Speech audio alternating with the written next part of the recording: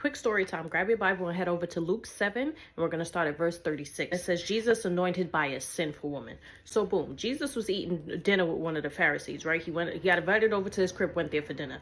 A certain woman that had a reputation in the town heard that Jesus was going to be there, and she grabbed the most expensive perfume that she had, and she showed up at the crib uninvited. Verse 38 says how the woman showed up, brought the perfume, seen Jesus, started crying at his feet, wiping the tears from his feet and cleaning his feet with her hair. And so when the Pharisees saw the kind of woman that was touching Jesus, you know, the kind of woman that has a reputation, the kind of woman that people talk about, the kind of woman that's known as, you know, the lady in the streets, she takes her clothes off for everybody. That's what y'all be worried about. The Pharisees were saying if he's some kind of prophet, he would know the kind of woman that's touching him.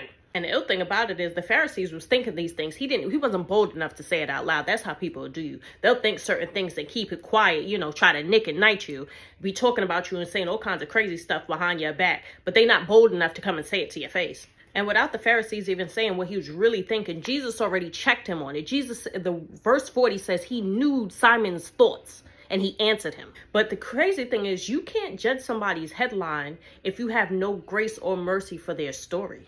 Let's go out on a limb even. Her story might be something for you to mock. Oh, I would never do that. She takes her clothes off for everybody. But you don't know the real backstory behind why she does what she does. You never know if she's really self-medicating from years of rejection and hurt and abuse. You have no idea what her backstory is. And maybe that's the only way that she feels some kind of connection to people. God doesn't need you to come and be the shade room for him. He already knows what people are doing behind closed doors, behind the scenes, when y'all think nobody knows because y'all think y'all have piping hot tea about somebody. God already knows, and guess what? He still sent his son to go die for that person's sins, whether you like it or not.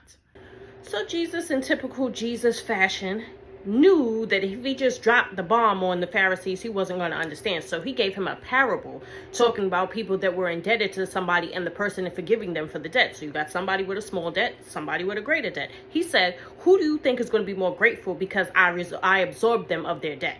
So the Pharisees was like, of course, whoever owed you more money is going to be more grateful that you washed them clean of their debt. And Jesus was like, that's exactly what I'm talking about. In verse 44, Jesus starts to nicely read the Pharisees and say, listen, fam, when I came here, you dishonored me. You didn't clean my feet. You didn't greet me with a kiss. You didn't anoint my head. But she over here, the sinner, the one that you got the T on, her, she knew that you dishonored me and she wasn't going out like that. Why? Because in her lowest state, I recognized her beyond her reputation. If you have no grace and mercy for somebody else, let me tell you something. You're not the light. Jesus is the light. He is the way, the truth, and the light. And just because you can't free somebody does not mean that they're not freeable.